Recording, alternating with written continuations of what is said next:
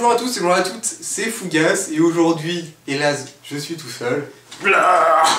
J'ai failli me casser la gueule à cause de tes conneries. Non, c'est une joke, hein, c'est une blague. I am oh, joking. le petit joker. I am joking. Ok, c'est gentil. Donc, aujourd'hui on se retrouve pour une nouvelle cry qui se présume, qui est nomme. Tu n'es pas joué. Donc, épisode de... Comme un rideau, quoi. Tu n'es pas joué, réalisé par John Glenn. J'attends que ça capte. Mais là, ça capte pas la, ça capte pas, ça capte ouais, pas la tête. Ça, c'est Dalton, ça. Ah, c'est un ton. Je vais dire. Sorti en 1983. Non, je sais plus. Non, 6. Mais dis-le moi. 87. 87, c'est ça. Vas-y, synopsis. Alors, le synopsis, le maintenant très célèbre agent britannique James Bond, alias 007, doit ramener un agent du KGB à l'ouest, c'est-à-dire que l'agent du KGB fera la défection, mais comme on sait, le KGB en 1987, c'était sous le joug communiste. Et les communistes, qu'est-ce qu'ils faisaient aux méchants déserteurs? Et ben goulag, si on vous retrouve, hein. Et ben voilà. Apportez-moi une mitraillette. Apportez-moi une mitraillette. Mais t'es plus grand que moi, quoi. Vas-y. Vas-y, donc c'est synopsis, non? Il te reste un... Ouais, non, c'est bon. Je suis pourri, donc synopsis. Bah, c'est... Enfin, ok, on s'en fout, ok. C'est ça le synopsis, quand même. Donc, on commence avec les acteurs, perhaps. Avec un nouveau James Bond. Enfin. Je l'ai attendu. Roger, il était assez comique et tout ça, c'était le plus bout en train. Tu sais pas sa tête de GoldenEye? Non, pas la tête de GoldenEye. Donc, c'est... comment il s'appelle? Timothy Dalton. Oui. Qui prend le costard de James Bond, ou du sobriquet 007. Hein. Et donc, vas-y, monte la tête. Pour que tu sers à quelque chose, vas-y. Il a presque une tête de GoldenEye là-dessus. Et donc, là, Timothy Dalton, vas-y, raconte-nous un petit peu. Alors, un peu... Bah, c'est un James Bond un peu novateur, je trouve. Hein. Il se démarque bien de Roger Moore parce que c'est pas vraiment... c'est un James Bond... plus fin, moins contact. Il est plus près que Sean Connery, autant physiquement que moralement, puisque c'est un James Bond quand même un peu plus sombre, plus sévère.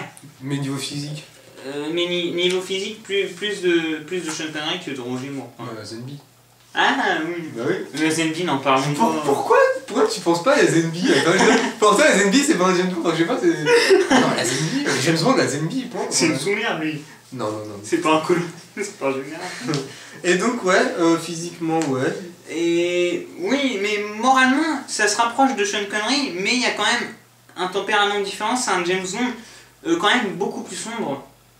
Il y a des petites blagues qui fusent par-ci par-là, mais déjà on n'est pas dans le comique de Sean Connery parce que c'est pas vraiment tout le temps comme ça, tout le temps des blagues à tort l'arigot, et c'est des blagues assez mieux placées. Mais c'est aussi un James Bond qui est violent, qui est tout le temps froid, plus de froideur. Hein. Et je dirais c'est un James Bond vengeur. C'est donc pour ça bien. Est-ce que je rigole? Oui, tu souris et tout. Moi j'explique et tout, tu vois. Non, mais effectivement, ton analyse est parfaite. Bah non, mais regarde, j'ai une scène. On m'a pas spoilé, donc j'ai essayé d'en dire le moins possible, mais il y a une scène où James Bond éclate un ballon par rage parce qu'il a perdu un ami, quoi. C'est magnifique. Enfin, voilà, quoi, je veux dire, est-ce que t'avais déjà vu un James Bond? C'est ça que ça fait très méchant, quand on fait un ballon, quoi, c'est... Enfin, excuse-moi, mais... Ceux qui n'ont pas vu la scène, ils vont vraiment trouver ça ridicule. Moi, je me qui crève un ballon... Non, mais je veux dire... c'est comme quand Pattinson il frappe dans un poteau, quoi, c'est vous dire. Ah non, vas-y, il y a plus de noirceur avec Pattinson. Mais bref. Pour James. Donc James Bond, la Zenby, à chaque fois je me confonds avec la Zenby. Dalton. Donc Dalton, moi j'aime beaucoup. Hein, je trouve qu'il est vraiment bien, puis c'est nouveau, c'est un nouveau, et puis de toute façon après Roger Moore, vous pouvez pas faire pire. Oh arrête. Bah non, j'arrête. Il était comique Roger Moore. Hein. Mais ok, donc bref, next, un autre acteur. Alors, Maintenant, on passe à James Bond Girl ou au méchant d'abord? James Bond Girl, tiens. James Bond Girl. Alors, Cara Milovi, c'est le nom du personnage, joué par Myriam Dabo. Alors, c'est une communiste, enfin, c'est une musicienne, mais qui fricote avec le général Koskov, donc un autre personnage du film, que James Bond va faire passer à l'ouest. Oui, c'est bien. Et oui, bah. Oui, bah oui. Oui, bah c'est. Ouais, mais c'est avec ton clavier. Oui, vas-y, donc. Bah quoi donc? Oui, il a passé du machin et puis. C'est tout. Bah. Est-ce que tu la trouves qu'elle excelle dans son rôle de James Bond Girl ou est-ce qu'elle fait vraiment potiche Bah, moi je trouve, tu vois, elle fait pas rôle important, mais elle fait pas non plus la grande potiche. Mais vraiment, c'est une mauvaise Bond Girl. Bah, elle est inutile. Enfin, moi, je vois pas l'utilité dans le scénario, vraiment. Enfin, ouais, un petit peu, mais. Franchement. Ouais, même, je veux dire, ouais, c'est. Pourtant, il y a que. On va dire une James Bond Girl, enfin, il y en a une deuxième. Ouais, c'est. On la voit, en fait, on la voit beaucoup, mais finalement. En plus, dans le film, c'est une petite naïve, quoi. Elle se fait avoir comme une cruche. Elle est blonde. Oui. Elle est communiste. Oui. Oui, chez John Glenn, être communiste, ça fait de vous un raté. Ouais, bah, même en vrai. Bon. Ouais, je rigole. Pas fidèle. Non. Et donc, on fait la révolution. La révolution. Ouais, donc. Ouais. On passe à un personnage suivant. Oui, alors, le méchant. Le grand méchant. C'est.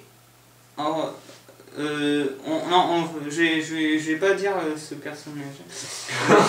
je vais dire un autre méchant. Un méchant, c'est Georgi Koskov, non, Brad Whitaker. Le général Whitaker, ouais. Donc joué par John Don Baker. Donc c'est un trafiquant d'armes qui donc c'est la trame finale du film en fait se tourne autour de lui, quoi, gravite autour de lui. Et moi, l'acteur, pareil, je trouve pas formidable. Moi, mais j'aime bien ce personnage. Enfin, il est un peu fou. Hein. Ouais, à la fin, il est avec ses petits. Mais je trouve, ouais, il fait pas. Tu vois, il est pas très charismatique. Justement, le fait qu'il fasse le fou, je trouve, ça lui colle pas. Je veux dire, il fait fou, mais t'as l'impression que c'est que le texte qui. C'est le texte d'un personnage fou, mais l'interprétation ne suit pas, je trouve. Ouais. Je veux dire, les paroles, on ressent bien que c'est de la folie et tout ça. Mais après, l'interprétation, bah, il y a une différence. Et puis c'est pas visé en plus. Pour un général. C'est pas visé. Non, ça par contre, on apprend que c'est pas un vrai général, enfin c'est un fraudeur et tout ça. Ok, c'est quand même un trafiquant d'armes. Il s'est viré quand même, enfin, je sais pas. Oui, mais... Enfin, on verra ça après. Est-ce qu'on switch avec un autre personnage? Oui. Alors on va parler du général Leonid Pushkin. Oui, Pushkin. Joué par John Rhys Davies. C'est un allié, lui, agent du KGB. Oui.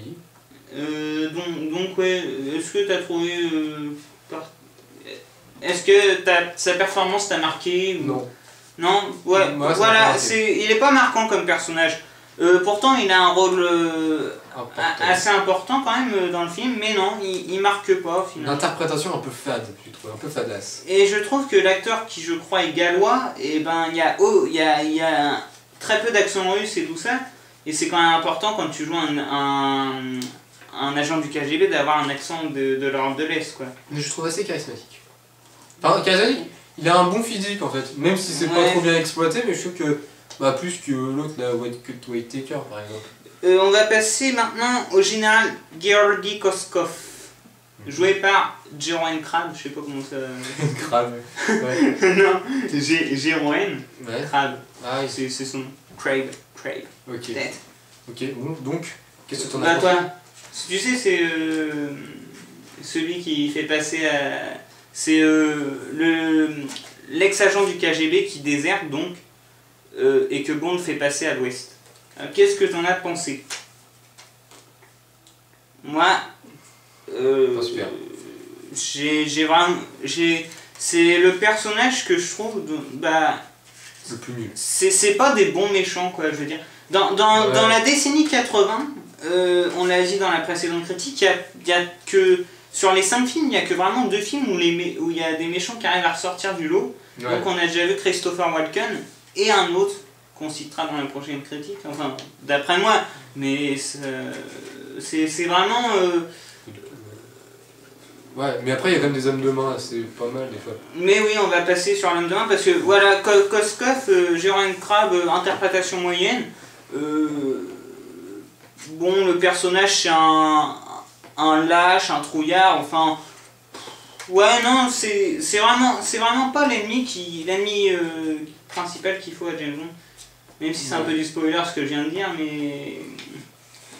mais voilà, c'est vraiment pas l'ennemi qu'il faut en face de James Bond. Il est même pas rusé pour dire, enfin c'est vraiment c'est Whitaker qui prend toute la ruse et tout ça. Ce personnage n'a aucune qualité de méchant, quoi. Ouais. Ni même de défaut, c'est bien le problème. Il est fade.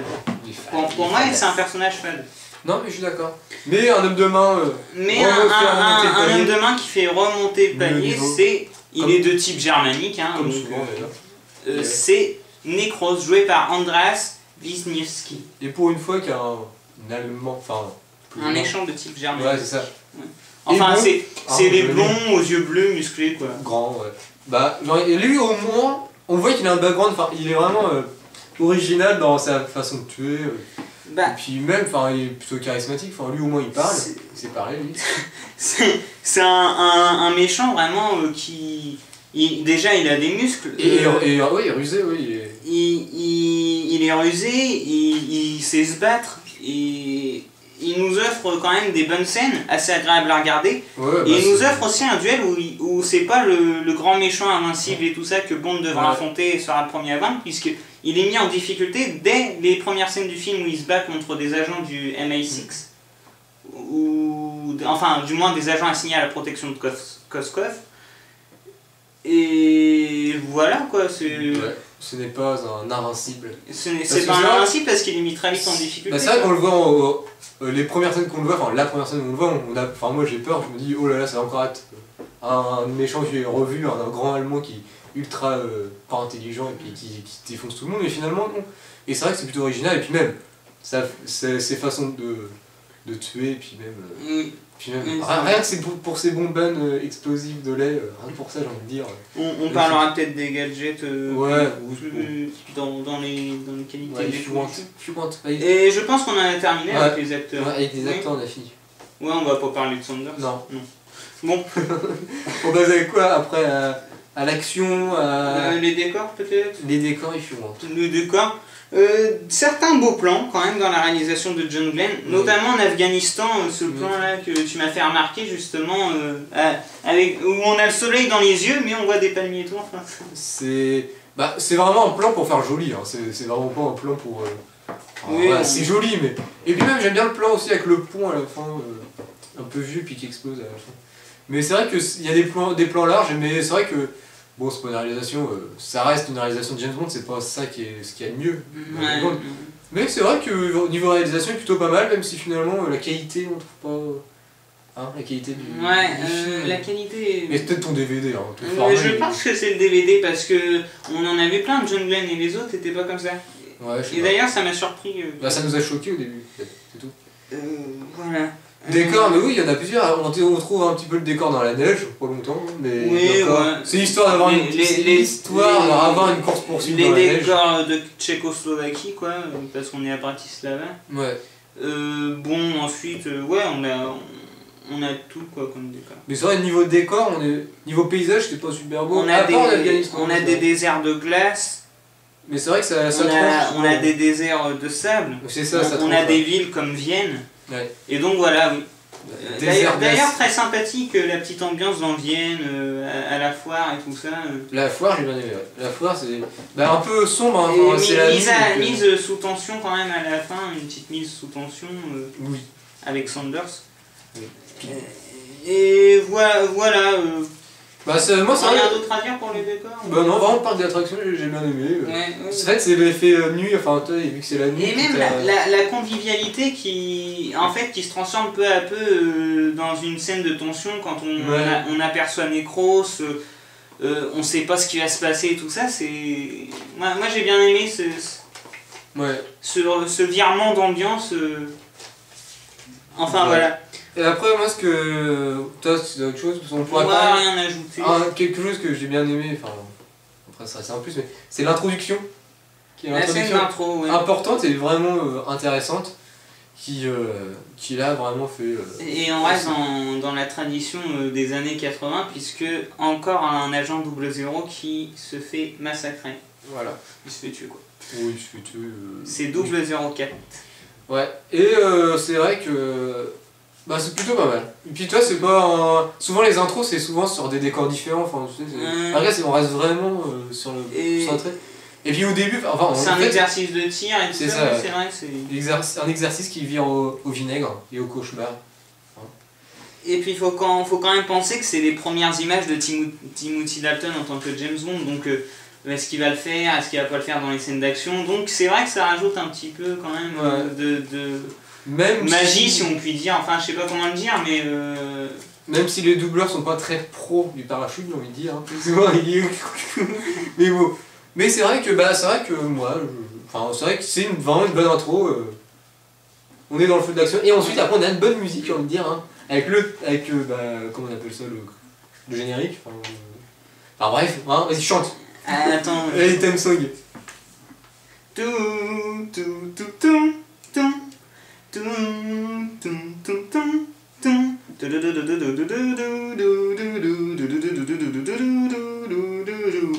High drive, where we go.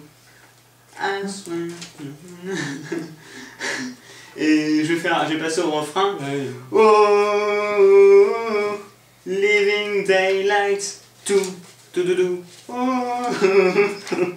living daylight. Voilà.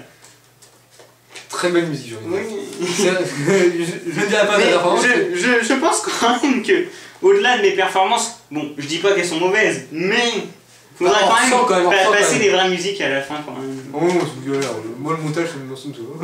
On pourrait, mais moi, j'aime bien te faire chanter. Peut-être pour les Pierce Brosnan, c'est peut-être. Je mettrais peut-être de la musique. Pour que ça soit pas moi qui chante. Enfin bref, on verra. Non. Toi, tu chanteras. On fera. Non, enfin, moi, il n'y a que License to Kill là, et après, j'en aurai fini, c'est toi qui feras les derniers. Tu feras Jack. Ah oui, mais bon. Hein. Et donc. Voilà, après, donc la musique. Au début, je sais pas pourquoi je l'accroche pas trop, les premières fois que je l'entends, et finalement, quand je l'ai entendu plusieurs fois, moi je l'ai trouvé vraiment énorme, enfin je sais pas pourquoi. Qui c'est AA qui chante, donc on va dire. Le groupe norvégien AA. Voilà, donc on a envie de se marrer tout de suite. Hein. Voilà. Et moi j'ai bien aimé, franchement. Et puis avec un refrain vraiment. Elle a un cachet, j'ai envie de dire. Ouais. Et les musiques en général. Ouais, aussi pas mal. De John. Non, de.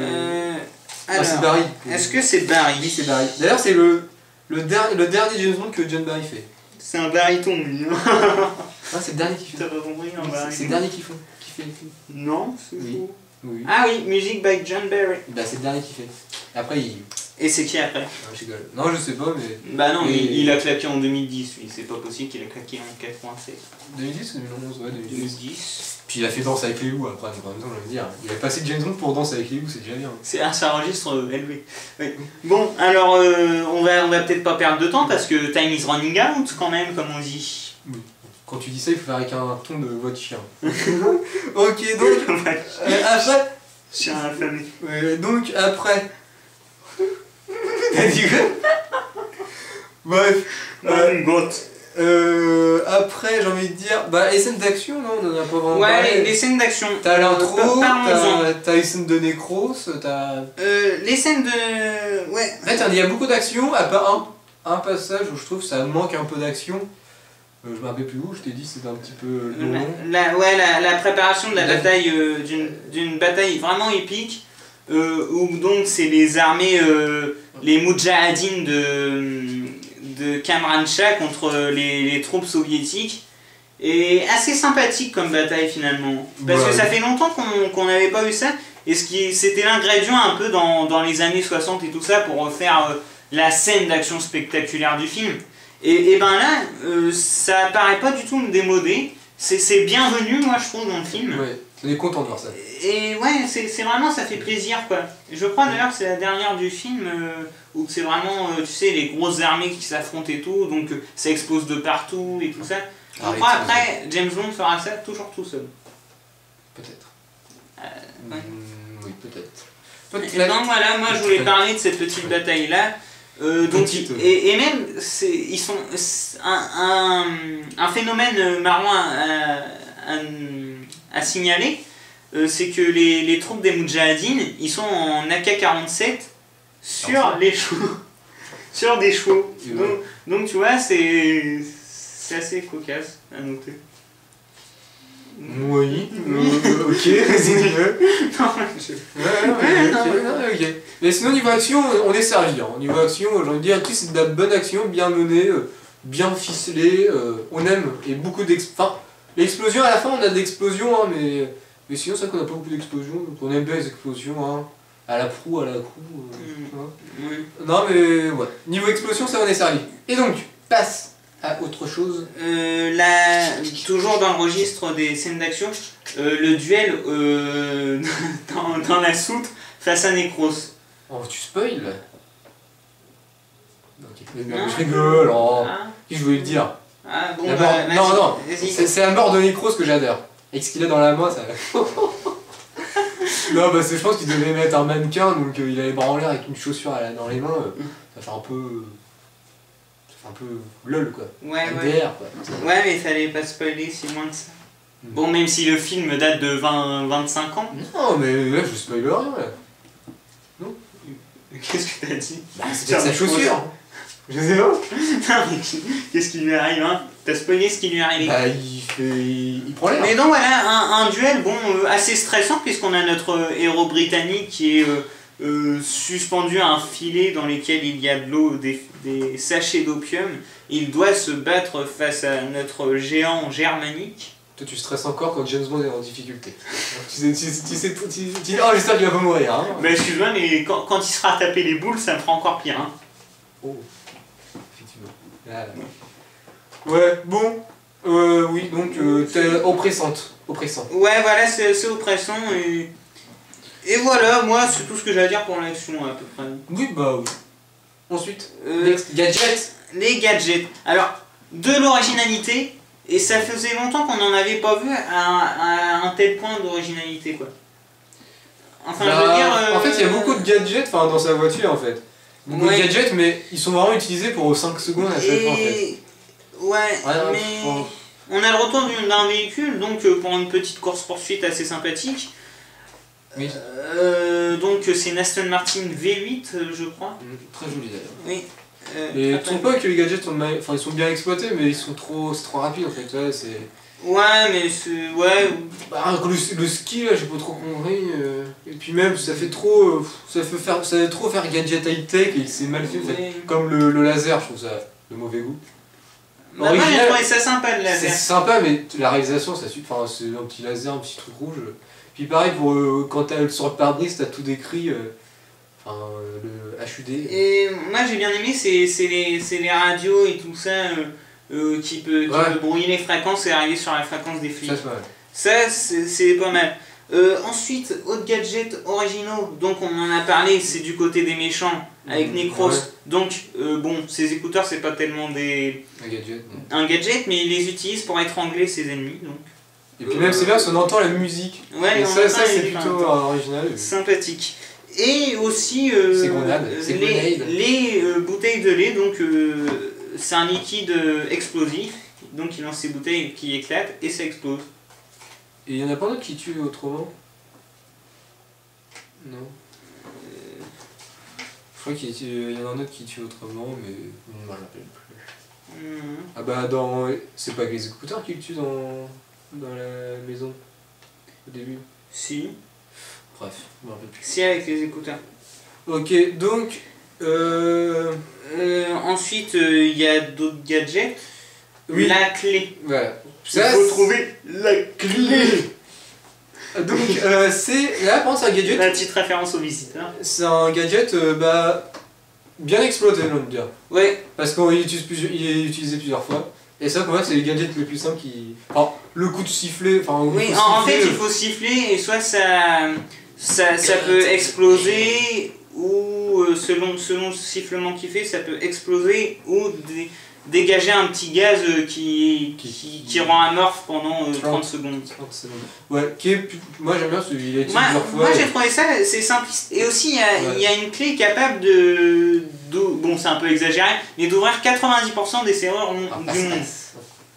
Donc c'est... Bon, utilisé qu'une fois, c'est clair. Hein.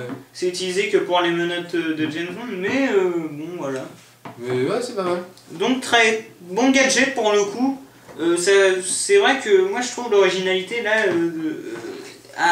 c'est un peu plus élevé que dans les autres. Bah, ça faisait longtemps qu'on n'avait pas eu une voiture. Les gadgets sont pour moi en général pas mal. Mais là, vraiment, oui. Ouais. Bah, ça dépend, t'auras des skis qui sortent du machin. C'est pas fanfreluche. Hein. Ok, next. Ensuite, moi j'ai envie d'en venir à des plus et des moins. Hein. Vas-y, fais tes plus et tes moins. Alors,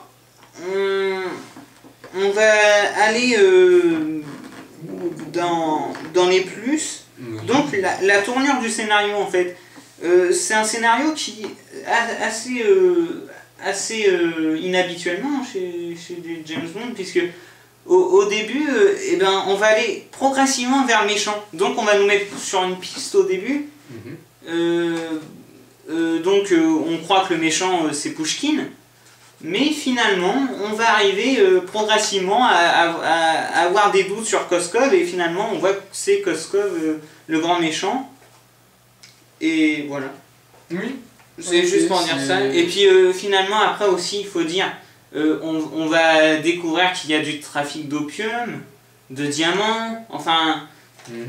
On en arrive là avec Whitaker et tout ça. Moi je trouve que c'est bien ficelé comparé aux scénarios qui sont assez basiques et tient la route. Faiblards dans les James Bond en général. Tient la route. Et puis c'est pour moi. C'est pas non plus... Non mais ça n'est pas mal. Il décolle un peu par rapport aux autres, je trouve. Oui. If you want. Un wing. Les moins. Alors, moi, les moins, ça concernera le communisme, encore une fois, qui est diabolisé. Parce que on a un général Koskov, qui est donc le méchant, mais il apparaît comme trouillard, faiblard, lâche. Et donc, il est général, mais on voit très bien dans la scène de la fuite où qu'il est un peu maladroit. Il hésite à se baisser, tout ça, il sait pas trop comment faire pour pas se faire repérer et tout ça. Et donc un général apparemment sans compétence. Et est-ce que ce serait une référence aux purges staliniennes où qu'il a éliminé les grands ennemis et tout ça, grands généraux, pour vraiment enfoncer l'URSS, parce qu'on était encore en guerre froide en 1987. Tu as cherché loin quand même. Et en position de ça. Peut-être, mais quand même, faut le dire, c'est un général apparemment sans compétence. Et c'est vrai qu'il n'y aura aucun duel physique avec James Bond, on n'aura que le vice chez lui, la lâcheté, rien ne relève chez lui du courage finalement. Ouais. Donc voilà, ce manichéanisme qu'on retrouve, et également une remise en cause du système soviétique, ça par contre je suis beaucoup moins sûr. Mais il a l'air émerveillé devant toute la nourriture et tout ça. Le foie gras. Ouais, le foie gras. Non, le foie gras, c'est pas... le caviar et tout ça, enfin le vin. C'est un peu caricatural quand même, comme si...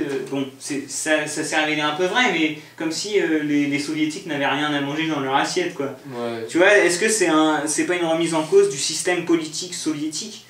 Ouais, donc voilà, moi je pense que c'est quand même... On décèle quand même un petit message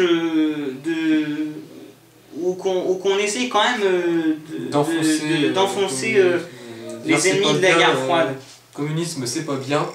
Et donc je trouve c'est vrai que dans un film mêlé des convictions politiques, c'est un peu de mauvais goût quand même. Surtout qu'on en a un peu marre le communisme. Bah ouais, quand même, donc moi ça je mets dans les moins parce que je trouve que quand même ça se rapproche beaucoup du manichéanisme. On est les Américains, on sauve le monde et tout ça. Enfin, on est les Occidentaux. donc on est gentils, on fait le bien, on fait rien de mal. Et en face de nous, c'est les communistes, les communards. C'est très méchant. Les sales communards de merde, les méchants, hein. Ils veulent faire la guerre et tout ça, ils veulent faire le mal. du mal. Oui, non, mais c'est exactement ça. Donc voilà, moi c'est sur cette note que je voudrais terminer. Ouais, c'est... Également dire, en bilan, que finalement, pour le premier film de Dalton, en tant que James Bond, un acteur de James Bond qui est souvent très controversé, Oui. L'accueil est mitigé parce que certains le trouvent trop distant des autres James Bond. Et ben moi non, je trouve que c'est plutôt une réussite. Ça fait pas de mal. Il y a un petit souffle de redonner parce qu'on a quand même eu 8 films avec un Roger Moore que j'ai trouvé très très vieillissant dans Dangereusement Haute. Un vrai flambi. Hein. Et pourtant j'ai fait du mieux pour le défendre, Roger Moore. Mais c'est vrai que sur la fin il était vieillissant. Et Dalton redonne un... Oh non. Ah, sur le début, il est déjà une grosse brioche. Oui, mais il court bien et tout. Mais... Ok, si. Ok. Donc voilà, le James Bond controversé, bah, moi je vais plutôt aller dans les avis positifs. Ouais, moi aussi. Et dire que bah, c'est un James Bond interprété d'une manière différente. Et finalement, il se démarque finalement de ses deux ancêtres. Ouais, c'est 3. C'est pour ça, oui. Oui, mais c'est le Joker, la Zenby. Non, la Zenby, justement, c'est original. Non, mais il était assez copieux, la Zenby, quand même. Non, mais... On n'avait pas... Ouais, c'est vrai, quoi. Il était dans l'ombre de Sean. Ouais. Mais bon, moi je trouve que c'est vrai que ça mange pas de pain. Justement, ça redonne du souffle à la série, et puis c'est original. Voilà, j'ai envie de dire, après du Roger Moore, on était étouffé par Roger Moore, là au moins. Une petite bouffée d'air. C'est surtout sur la fin, il était vieillissant, le pauvre. Mais même sur le début. Il courait moins bien après. Aussi dans Octopussy, je crois que tu l'avais dit que tu le trouvais vieillissant dans la critique d'Octopussy, me semble-t-il. Et tu m'avais fait remarquer qu'il était doublé dans une scène de glissade sur l'escalier. Ah oui, c'est fort probable, oui, je m'en rappelle plus. Mais... Oui, tu sais, parce qu'il glissait vite d'un moment et puis après il glissait moins vite. Ah oui, peut-être, oui. Oui, enfin bref. Donc, voilà, on se clore là-dessus. Oui, on se clore là-dessus. Un bon épisode. Oui, assez bon épisode finalement. Qu'on conseille, hein, ceux qui n'ont pas accroché au Roger Moore ou au Sean Connery peuvent commencer la série avec ça. C'est pas mal. Enfin, c'est pas... Enfin, ils peuvent redécouvrir, enfin, je trouve pour un bon début, c'est pas mal. Ouais, exact. Exact, donc, Exactly. Hein. Oui, bah oui. Et on va vous dire à la prochaine. Oui. Et donc, bah voilà, regardez ce film-là, il est pas mauvais. Le seul point négatif qu'on peut vraiment soulever dans ce film-là, c'est le casting finalement. Ouais, heureusement que Necro c'est là. À part qu'il y a Timothy Dalton et puis Andreas Wieniawski, ouais. Et une nouvelle Bonnie Terrine. Et une nouvelle Bonnie Terrine. Et le Moine et Penny. Hein. Oh, et Félix. Il a dit Félix, qu'il aime bien. Alors lui, mais Félix, on voit très peu. Oui, on voit très peu. Il sert à rien. Aucun impact dans ce film-là, il ne sert à rien. Ouais. Mais j'aime bien ça, il a du charisme. Oui. Je rigole. Il ressemble à un Beatle. Bon, voilà. Oui, George Harrison. Enfin, bref. Donc, voilà. C'est tout, hein. Regardez. Je sais que t'aimes bien faire durer le plaisir, mais au lieu de faire un signe de pistolet comme ça. Mais c'est un cortex, c'est pour ça. C'est un sniper. Hein. Ouais, bon, bref, et puis. Sniper communiste. En même temps, j'ai envie de dire, hein, la Zenby, non, Dalton, c'est un léopard, c'est un guépard, hein. Par contre, Roger Moore, c'est vraiment un rat. Bien sûr, ça n'avait pas la course ensemble. Donc voilà, et puis. Le bon cœur. Au revoir, et puis, n'oubliez pas, la Zenby, c'est votre agresseur. La Zenby. La Zenby. Et votre agresseur. Mais Connery est un sniper. Hein. C'est vrai, oui, mais bon. Moi, en donc pour toi, ce serait plus un imposteur. Non, Roger Moore, c'est un guépard. Ouais, c'est un imposteur. Ouais. Non, c'est la Zenby là. Ah bon, bref. Bon, saluté.